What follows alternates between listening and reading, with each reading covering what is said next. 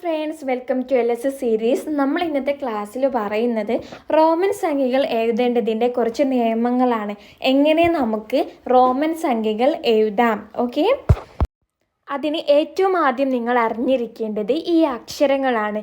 ഇവിടെ തന്നിട്ടുള്ള ഈ അക്ഷരങ്ങളാണ് റോമൻ സംഖ്യകൾ എഴുതാൻ നമ്മൾ ഉപയോഗിക്കുന്നത്. 1 എന്ന് സൂചിപ്പിക്കുന്നത് I, 5 എന്ന് പറഞ്ഞാൽ V, 10 X, 50 L, 100 C, 500 D, 1000 M. ഈ ഒരു കാര്യം നിങ്ങൾ നിർബന്ധമായും പഠിച്ചിരിക്കണം. ഓക്കെ, ഇനി നമ്മൾ അടുത്തതായിട്ട് പഠിക്കേണ്ട 3 കാര്യങ്ങളാണ്, 3 നിയമങ്ങളാണ്. റൂൾ ഓഫ് റെപ്പിറ്റേഷൻ, ആവർത്തനത്തിൻ്റെ നിയമം, rule of addition, rule of subtraction. ആദ്യം നമുക്ക് റൂൾ ഓഫ് റെപ്പിറ്റേഷൻ, ആവർത്തനത്തിൻ്റെ നിയമത്തിൽ വരുന്നത് നോക്കാം. ഒരു സിമ്പിൾ 2 അല്ലെങ്കിൽ 3 പ്രാവശ്യം ആവർത്തിച്ച് വന്നാൽ അതിനെ 2 കൊണ്ടോ 3 കൊണ്ടോ ഗുണിക്കണം. 2 പ്രാവശ്യമാണ് ആവർത്തിക്കുന്നതെങ്കിൽ 2 കൊണ്ട് ഗുണിക്കണം. 3 പ്രാവശ്യമാണ് ആവർത്തിക്കുന്നതെങ്കിൽ 3 കൊണ്ട് ഗുണിക്കണം. ഇവിടെ ഉദാഹരണം തന്നിട്ടുണ്ട്. എം എന്ന് പറഞ്ഞാൽ എന്താണ്? 1000 ആണ്. നമ്മൾ നേരത്തെ പഠിച്ചു. എം എന്ന് പറഞ്ഞാൽ 1000 ആണ്. എം എന്ന് പറഞ്ഞാൽ എന്താ? എമ്മിനെ 2 കൊണ്ട് ഗുണിക്കണം. അതായത് 1000ത്തെ 2 കൊണ്ട് ഗുണിക്കണം. അപ്പോൾ നമുക്ക് 2000 എന്ന് കിട്ടും. ഈ റോമൻ സംഖ്യയിൽ എം എന്ന് പറഞ്ഞാൽ അപ്പോൾ 2000 ആണ്. ഓക്കെ, ഒരു ഉദാഹരണം നോക്കിക്കേ. എക്സ് ആവർത്തിച്ച് വന്നു. എത്ര പ്രാവശ്യം? 2 പ്രാവശ്യം. 2 പ്രാവശ്യം ആവർത്തിച്ച് വന്നത് കൊണ്ട് അതെങ്ങനെയാണ്? എക്സെ ഗുണിക്കണം 2 എന്നാണ് ചെയ്യുക. അതായത് എക്സിൻ്റെ വാല്യൂ ഏതാണ്? 10 അല്ലേ? 10 ഗുണിക്കണം 2, 20. എക്സ് എന്ന് പറഞ്ഞാൽ എന്തിന് സമമാണ്? 20ന് സമമാണ്. ഇനി എക്സ് 3 പ്രാവശ്യം വന്നാൽ എക്സിനെ 3 കൊണ്ടാണ് ഗുണിക്കേണ്ടത്. എക്സ് ഇൻറ്റു 3 എന്ന് വരും. 10 ഗുണിക്കണം 3, 30 എന്ന് വരും. എക്സ് എന്ന് പറഞ്ഞാൽ 30 ആണ് റോമൻ സംഖ്യയിൽ. സോ അത് മനസ്സിലാക്കി വെക്കുക. ഇനി ഇതിൽ ആവർത്തനത്തിൻ്റെ നിയമത്തിൽ വരുന്ന അടുത്തൊരു കാര്യമാണ് ഐയും എക്സും സിയും 3 പ്രാവശ്യം മാത്രമേ ആവർത്തിക്കാൻ പറ്റുള്ളൂ. 3-ലധികം പ്രാവശ്യം എഴുതാൻ പറ്റില്ല.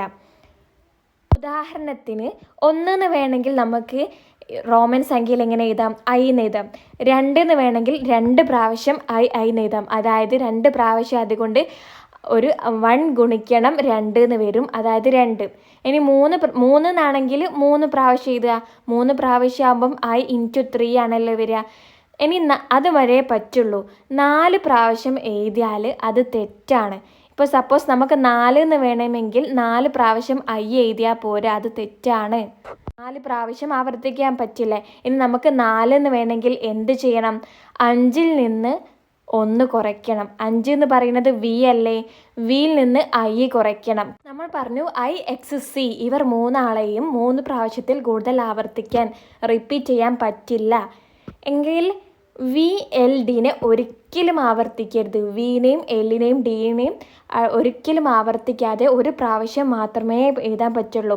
ഇപ്പം V എന്ന് പറഞ്ഞാൽ 5 അല്ലേ?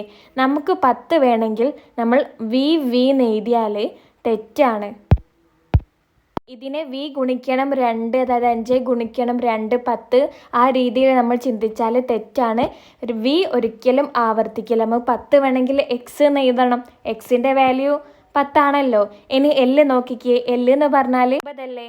ഇനി നമുക്ക് 100 വേണമെങ്കിൽ നമ്മൾ ഒരിക്കലും L എന്ന് എഴുതാൻ പാടില്ല. നമുക്ക് 100 വേണമെങ്കിൽ നമ്മൾ C എന്ന് എഴുതണം. ഓക്കെ, ഡിയും നമ്മൾ ഒരിക്കലും ആവർത്തിക്കരുത്. D എന്ന് പറഞ്ഞാൽ 500 ആണ്.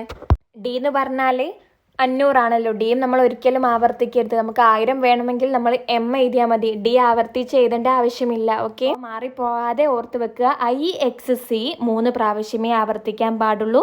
VLD ആവർത്തിക്കാനേ പാടില്ല. ഓക്കെ, അടുത്ത നിയമമാണ് റൂൾ ഓഫ് അഡീഷൻ, കൂട്ടുന്നതിൻ്റെ നിയമം. നമുക്കിപ്പോൾ ഒരു സംഖ്യ കൂട്ടുകയാണ് വേണ്ടെങ്കിൽ അത് വലിയ സംഖ്യയുടെ വലത്തെ സൈഡിലാണ് എഴുതേണ്ടത്. ഉദാഹരണത്തിന് 15 എന്നാണ് നമുക്ക് കിട്ടേണ്ടതെങ്കിൽ നമ്മൾ 10നും നമുക്കറിയാം, 5നും നമുക്കറിയാം അല്ലേ? 10ൻ്റെ വലത്തെ സൈഡിലാണ് 5 എഴുതേണ്ടത്. അതായത് എക്സിൻ്റെ വലത്തെ സൈഡിലാണ് V എന്ന് എഴുതേണ്ടത്. അതാണ് നമ്മൾക്ക് കൂട്ടാൻ ചെയ്യേണ്ടത്. ഓക്കെ, ഇനി നമുക്ക് 1010 എന്ന് വേണമെങ്കിൽ നമുക്ക് 1000-ൻ്റെത് അറിയാം എം ആണ്, 10-ൻ്റെത് എക്സ് എന്നും അറിയാം. 1000-ഓട് 10 കൂട്ടുകയാണ് വേണ്ടത്. സോ എമ്മിൻ്റെ വലത്തെ സൈഡിലാണ് എക്സ് എഴുതേണ്ടത്. അത് മനസ്സിലാക്കുക. നമുക്ക് ഒരു നമ്പറിനോട് ഒരു നമ്പർ കൂട്ടുകയാണ് വേണ്ടതെങ്കിൽ അതിൻ്റെ വലത്തെ സൈഡിലാണ് എഴുതേണ്ടത്. അത് ശ്രദ്ധിച്ച് വെക്കുക. മൂന്നാമത്തെ നിയമമാണ് റൂൾ ഓഫ് സബ്സ്ട്രാക്ഷൻ, കുറയ്ക്കുന്നതിൻ്റെ നിയമം. ഇപ്പോൾ നമ്മൾ പറഞ്ഞു കൂട്ടുകയാണെങ്കിൽ വലത്തെ സൈഡിലാണ് എഴുതേണ്ടതെന്ന്, വലിയ സംഖ്യയുടെ വലത്തെ സൈഡിലാണ് എഴുതേണ്ടതെന്ന്. കുറയ്ക്കുകയാണ് വേണ്ടതെങ്കിൽ വലിയ സംഖ്യയുടെ ഇടത്തെ സൈഡിലാണ് എഴുതേണ്ടത്. ഇപ്പോൾ നമുക്ക് 4 എന്ന് വേണം. 4 എന്ന് വേണമെങ്കിൽ നമുക്ക് എന്താക്കണം, 5-ൽ നിന്ന് 1 കുറയ്ക്കണം. 1 4 പ്രാവശ്യം ആവർത്തിക്കാൻ പാടില്ല. അത് നമ്മൾ റൂൾ ഓഫ് റെപ്പിറ്റേഷനിൽ പറഞ്ഞു. ഇനി 4 എന്ന് വേണമെങ്കിൽ 5-ൽ നിന്ന് 1 കുറയ്ക്കാം.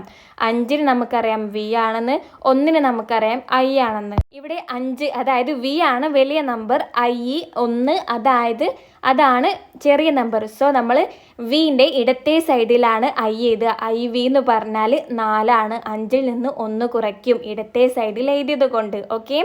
ഇനി 900 കിട്ടാൻ 1000-ന് നമുക്ക് എം ആണെന്നറിയാം. 1000-ൽ നിന്ന് 100 കുറച്ചാൽ 900 ആയില്ലേ. സോ എമ്മിൻ്റെ 1000-ൻ്റെ ഇടത്തെ സൈഡിൽ സി എഴുതുക. എമ്മിൻ്റെ ഇടത്തെ സൈഡിൽ സി എഴുതുക. അപ്പോൾ എമ്മിൽ നിന്ന് സി കുറയ്ക്കും. അതായത് 1000-ൽ നിന്ന് 100 കുറയ്ക്കും. അപ്പോൾ നമുക്ക് 900 കിട്ടിയില്ലേ. സോ കൂട്ടാണ് വേണമെങ്കിൽ നമ്മൾ വലത്തെ സൈഡിലും, കുറയ്ക്കുകയാണെങ്കിൽ നമ്മൾ ഇടത്തെ സൈഡിലുമാണ് എഴുതുക. അത് ശ്രദ്ധിച്ച് വെക്കുക. ഇനി റൂൾ ഓഫ് സബ്സ്ട്രാക്ഷനിൽ വരുന്ന അടുത്തൊരു കാര്യമാണ് VLD കുറയ്ക്കാൻ പാടില്ല. റൂൾ ഓഫ് റെപ്പിറ്റേഷൻ പറഞ്ഞ ടൈമിൽ നമ്മൾ പറഞ്ഞിരുന്നു അത് ആവർത്തിക്കാൻ പാടില്ല. VLD ആവർത്തിക്കാൻ പാടില്ല. സോ നിങ്ങൾ മനസ്സിലാക്കുക, VLDനെ കുറയ്ക്കാനും പാടില്ല, ആവർത്തിക്കാനും പാടില്ല. ഓക്കെ. ഉദാഹരണത്തിന് നമുക്കിപ്പോൾ 95 വേണമെന്ന് വിചാരിക്കുക. അപ്പം 100-ൽ നിന്ന് 5 കുറച്ചാൽ 95 അല്ലേ. അപ്പം VC എന്ന് എഴുതും. സിയുടെ ഇടത്തെ സൈഡിൽ വി എഴുതുമ്പം കുറയ്ക്കാമല്ലോ. പക്ഷേങ്കിൽ ഇവിടെ വിനെ കുറയ്ക്കാൻ പാടില്ല. സോ VC എന്ന് എഴുതിയാൽ തെറ്റാണ്. സിയിൽ നിന്ന് വി കുറയ്ക്കാൻ പാടില്ല. വിയും എല്ലും ഡിയും ഒന്നും കുറയ്ക്കാൻ പാടില്ല. അപ്പോൾ നമ്മൾ 95 എങ്ങനെ എഴുതും? ഇവിടെ താഴെ നോക്കിക്കേ, 10s 1s ആയിട്ട് മാറ്റി എഴുതിയിട്ടുണ്ട്. 95-നെ 10s-ലേക്കും 1s-ലേക്കും മാറ്റി എഴുതുമ്പോൾ 10s-ൽ 90 10s ആണുള്ളത്, 5 1s ആണല്ലേ ഉള്ളത്. ഇനി 90-നെ നമുക്ക് എങ്ങനെ എഴുതാം? 100-ൽ നിന്ന് 10 കുറച്ചാൽ 90 കിട്ടും. അതായത് സിയിൽ നിന്ന് എക്സ് കുറച്ചാൽ 90 കിട്ടും. സിയുടെ ഏത് സൈഡിലാണ് എക്സ് എഴുതേണ്ടത്? നമുക്ക് കുറയ്ക്കുകയാണ് വേണ്ടത്. 100-ൽ നിന്ന് 10 കുറയ്ക്കുകയാണ് വേണ്ടത്. അതുകൊണ്ട് നമ്മൾ സിയുടെ ഇടത്തെ സൈഡിലാണ് എക്സ് എഴുതുക. ദെൻ 5 1s 5 ആണുള്ളത്. 5-ന് നമുക്ക് വി ആണെന്നറിയാം. സോ 95-നെ നമ്മൾ റോമൻ സംഖ്യയിൽ XCV എന്നാണ് പറയുക. അല്ലാതെ VC എന്ന് നമ്മൾ ഒരിക്കലും പറയില്ല. വി നമ്മൾ കുറയ്ക്കില്ല. അതുകൊണ്ടാണ് ഇങ്ങനെ എഴുതിയത്. XCV എന്നാണ് റോമൻ സംഖ്യയിൽ 95-നെ പറയുക. ഓക്കെ. ഇത്രയും കാര്യങ്ങളാണ് റോമൻ സംഖ്യ എഴുതുമ്പോഴുള്ള നിയമങ്ങളായിട്ട് വരുന്നത്. സോ ഫസ്റ്റ് കേൾക്കുമ്പോൾ കുറച്ച് കൺഫ്യൂസ്ഡ് ആയി തോന്നും. കുറേ പ്രാവശ്യം റിപ്പീറ്റ് ചെയ്ത് കേൾക്കുക. കുറേ വർക്ക്സ്, എക്സാമ്പിൾസ്, ചോദ്യങ്ങൾ ചെയ്ത് നോക്കുക. നമുക്കിവിടെ ഒരു ചോദ്യം ചെയ്യാം. 3817-നെ എങ്ങനെ റോമൻ സംഖ്യയിൽ എഴുതാം? സോ നമ്മൾ ഇതുവരെ പഠിച്ച നിയമങ്ങളൊക്കെ അനുസരിച്ച് നമുക്ക് ഈ ഒരു ചോദ്യം ചെയ്യാം. 3817-നെ ആദ്യം നമ്മൾക്ക് ആയിരങ്ങൾ, നൂറുകൾ, പത്തുകൾ, ഒന്നുകൾ എന്നുള്ള രീതിയിൽ മാറ്റി എഴുതാം. അതായത് ഇവിടെ THOU എന്ന് പറഞ്ഞത് ആയിരങ്ങളാണ്, HUND എന്ന് പറഞ്ഞ നൂറുകൾ, പിന്നെ അത് സ്ഥലമില്ലാത്തത് കൊണ്ട് അങ്ങനെ എഴുതിയതാണ്, പിന്നെ പത്തുകൾ, പിന്നെ ഒന്നുകൾ. സോ ഇവിടെ എത്ര ആയിരങ്ങളുണ്ട്? 3817 എന്ന് പറയുമ്പം 3000 ആയിരങ്ങളാണുള്ളത്, 3 ആയിരങ്ങളാണുള്ളത്. ഇനി ഹൺഡ്രഡ്സ് 8 നൂറുകൾ 800 ആണുള്ളത്, 10s 10കൾ 10 ആണുള്ളത്. ഇനി 1s 7 1sകളാണുള്ളത്. ഓക്കെ. നമുക്ക് ഇതിനെ ഓരോന്നിനെയും റോമൻ സംഖ്യയിലേക്ക് മാറ്റാം. ആദ്യം 3000-നെ മാറ്റാം. 3000-ന് 1000-ന് നമുക്കറിയാം എം ആണെന്ന്. 3000 വേണമെങ്കിൽ എന്ത് ചെയ്താൽ മതി? എമ്മിനെ 3 പ്രാവശ്യം ആവർത്തിച്ചാൽ മതി. എമ്മിനെ നമുക്ക് 3 പ്രാവശ്യം ആവർത്തിക്കാൻ പറ്റും, കുഴപ്പമില്ല. അപ്പോൾ 3 പ്രാവശ്യം എമ്മിനെ ആവർത്തിപ്പിക്കുമ്പോൾ M × 3 എന്ന് വരും. അതായത് 1000 × 3 3000 എന്ന് കിട്ടും. സോ 3000-നെ റോമൻ സംഖ്യയിൽ നമ്മൾ M എന്ന് പറയും. അതവിടെ മാറ്റി വെക്കുക. ഇനി 800 എന്നുണ്ട്. 800-നെ നമ്മളെങ്ങനെ റോമൻ സംഖ്യയിൽ പറയും? നമുക്കറിയാം 500-ന് D ആണെന്നറിയാം. സോ D എന്ന് എഴുതുക, 500 കിട്ടി. 500-നോട് എത്ര കൂട്ടണം? 300 കൂട്ടണം. 300 കൂട്ടണമെങ്കിൽ 300 ഉള്ളതിന് റോമൻ സംഖ്യയിൽ സിമ്പിൾ ഇല്ല, 100 എന്നുണ്ടല്ലേ. അത് 3 പ്രാവശ്യം 100 ആയാൽ 300 ആയില്ലേ. അത് 3 പ്രാവശ്യം 100 വേണമെങ്കിൽ 3 പ്രാവശ്യം C എന്ന് എഴുതണം. അതായത് C എന്ന് എഴുതണം. അപ്പോൾ നമുക്ക് 300 എന്ന് കിട്ടി. ഈ 300 500-നോട് കൂട്ടിയല്ലേ വേണ്ടത്? കൂട്ടണമെങ്കിൽ നിയമത്തിൽ നമ്മൾ പറഞ്ഞിരുന്നു വലിയ സംഖ്യയുടെ വലത്തെ സൈഡിലാണ് നമ്മൾ എഴുതേണ്ടത്. സോ ഡിയുടെ വലത്തെ സൈഡിൽ എന്ത് എഴുതുക? C എന്ന് എഴുതുക.